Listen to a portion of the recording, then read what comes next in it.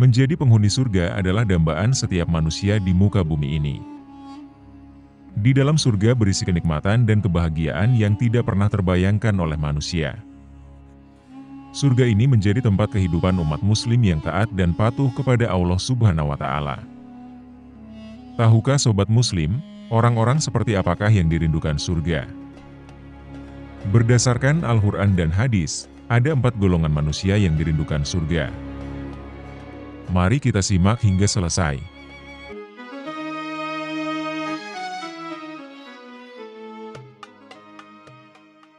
Assalamualaikum warahmatullahi wabarakatuh. Sobat muslim yang dirahmati Allah Subhanahu wa Ta'ala. Marilah kita senantiasa memanjatkan rasa syukur kepada Allah Subhanahu wa Ta'ala yang telah melimpahkan banyak kenikmatan kepada kita semua. Sholawat dan salam semoga tetap tercurahkan kepada junjungan kita Nabi besar Muhammad Shallallahu Alaihi Wasallam, kepada keluarganya, sahabatnya, pengikutnya, termasuk kita semua. Semoga kita senantiasa mendapat syafaat Rasulullah di akhir zaman nanti. Amin ya robbal alamin. Sobat muslim yang dirahmati Allah Subhanahu wa Ta'ala. Marilah kita bersama senantiasa meningkatkan keimanan dan ketakwaan kita kepada Allah Subhanahu wa Ta'ala. Tentunya dengan meyakini sepenuhnya dengan kehidupan abadi di akhirat nanti. Sehingga kita lebih istiqomah dalam menjalankan perintah dan meninggalkan larangan agama Islam. Agar kita mendapat balasan kenikmatan surga di akhirat nanti. Sesuai dengan Al-Quran dan hadis, ada 4 golongan umat yang dirindukan surga. Golongan yang pertama adalah orang-orang yang lisannya senantiasa digunakan untuk membaca Al-Quran. Setiap waktu dan di setiap kesempatan yang ada, bahkan saat lapang maupun sempit, kita harus membaca ayat-ayat Al-Quran. Selain dirindukan oleh surga, orang yang rajin membaca Al-Quran, hatinya akan menjadi tenang. Sebagaimana firman Allah dalam Quran Surat Ar-Rod, ayat 28 yang artinya, yaitu orang-orang yang beriman, dan hati mereka menjadi tentram dengan mengingat Allah. Ingatlah, hanya dengan mengingati Allah lah hati menjadi tentram. Ayat itu menerangkan bahwasanya dengan mengingat Allah, maka hati akan menjadi tenang. Jika dimaknai lebih dalam, Al-Quran adalah obat hati bagi manusia, agar hidup bahagia di dunia dan akhirat. Golongan kedua yaitu umat muslim yang pandai menjaga lisan. Lisan adalah salah satu anggota tubuh yang merupakan nikmat dari Allah. Menjaga lisan perlu dilatih, agar lisan senantiasa mengucapkan perkataan yang baik. Namun juga dapat menjadi bumerang jika kita tidak pandai mengontrolnya. Dengan beragam fungsi lisan, maka hendaknya kita betul-betul menjaganya agar tidak menyeret kita kepada perbuatan buruk. Dalam sebuah hadis, Rasulullah pernah ditanya sahabat, "Siapakah muslim yang paling utama?" Kemudian Rasulullah menjawab, "Orang yang bisa menjaga lisan dan tangannya dari berbuat buruk kepada orang lain." Hadis riwayat Bukhari. Golongan yang ketiga adalah orang-orang yang memberi makan pada yang kelaparan.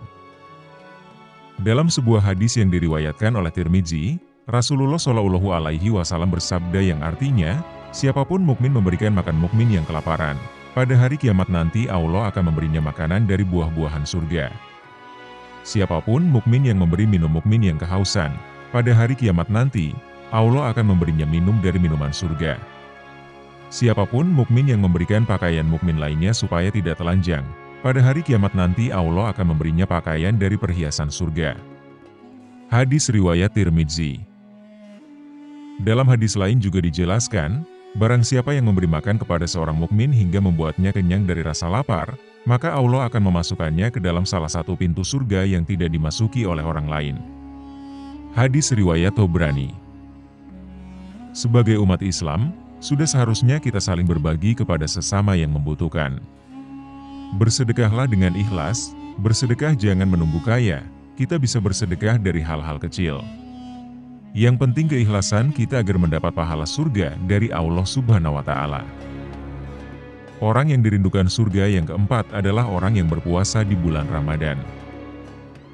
Puasa di bulan Ramadan merupakan rukun Islam yang berarti wajib dilaksanakan oleh seluruh muslim. Ternyata ibadah tersebut tak sekedar kewajiban, tetapi juga dapat mengantarkan kita untuk masuk dalam golongan yang dirindukan surga. Karena Allah Subhanahu wa Ta'ala telah menyediakan pintu surga bagi orang yang melaksanakan ibadah puasa Ramadan.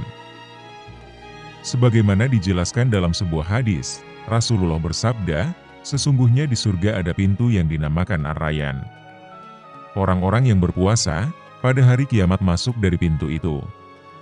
Tidak dibolehkan seorang pun memasukinya selain mereka.